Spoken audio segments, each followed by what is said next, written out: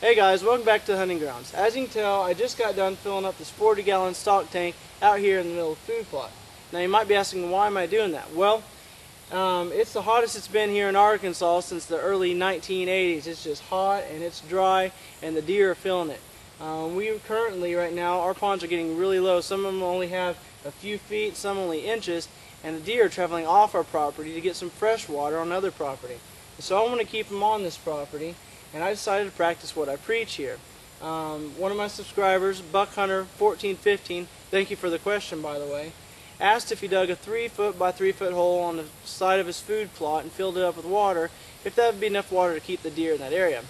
I told him it would probably be more work than it's worth, because by the time you're done digging that hole, there's no guarantee that it's going to hold water. So what you can do is you can go up to your local farm store, you can purchase one of these stock tanks. This is a 40-gallon, and it cost me about $32, and currently they have one on sale. It's a 100-gallon for $57, and these are pure rubber, so they're going to last a long time, and they're relatively inexpensive, and you have a guarantee that they're going to hold water and they're going to keep that water fresh. It's not going to be mixing with a lot of dirt, and deer will use it. And after a couple of days, when they get used to it, we'll put the deer camera up, give you some images of the deer using this.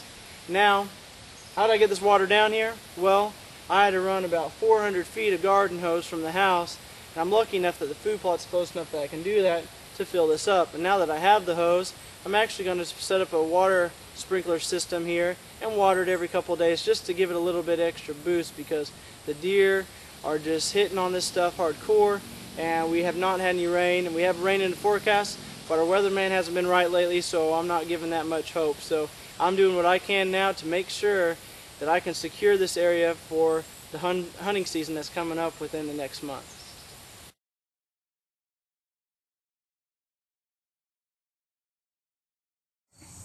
Well, now it's time for us to plant our cool season plants here on the hunting grounds. What we decided to go with this year is regular old winter wheat and buck forage oats. Now, they're both relatively inexpensive, and the winter wheat's going to run you about $12 a bushel, which is about 60 pounds, and the buck forage oats, they're a little bit more. It's going to be somewhere around $26 to $29, but both are still relatively inexpensive. Now, one of the good things about using winter wheat and buck forage oats is that we have planted soybeans in our food plot here, and these are Roundup Ready soybeans, and so there's relatively no competition on the ground below. It's a lot of bare dirt.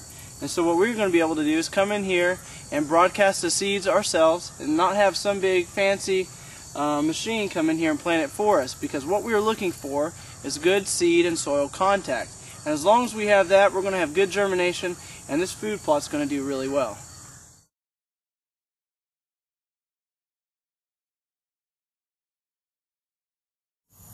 Now, for all you deer hunters, I know some of your guys' seasons open up pretty soon. I live pretty close to Missouri, and I know they're opening up within this week. And don't forget that the deer are being patterned right now on food sources, and they've had their summertime food sources they've been hitting over and over and over. But right now, they're getting some added food sources. Persimmons are dropping, wild cherries are dropping, and grapes are dropping, and in a pretty good abundance. And I think it's because of the heavy rainfall that we had at the beginning of summer that there's so much food right now. So these are dropping in the woods, so don't forget that you can set up on these, and that might give you that added benefit of harvesting that big buck or that big doe. So good luck.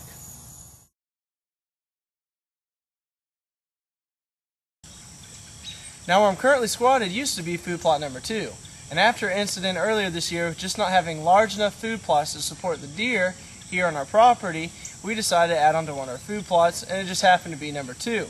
When we added on to it, it almost tripled it in size. And then we went in and we planted soybeans, but the problem we had was we planted those soybeans a little late in the season, and so they didn't have time to mature and to get that big canopy like the soybeans get.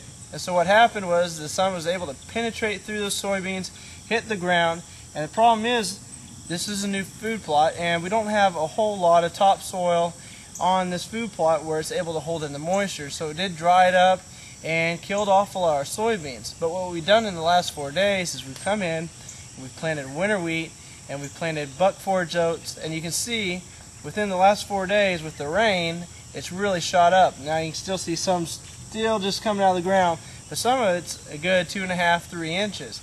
So this is a food plot that's going to stick around this winter and keep the deer on the property. It's going to keep the food source here, and you can bet when spring comes around, you can bet we'll be planting this and soybeans, for sure.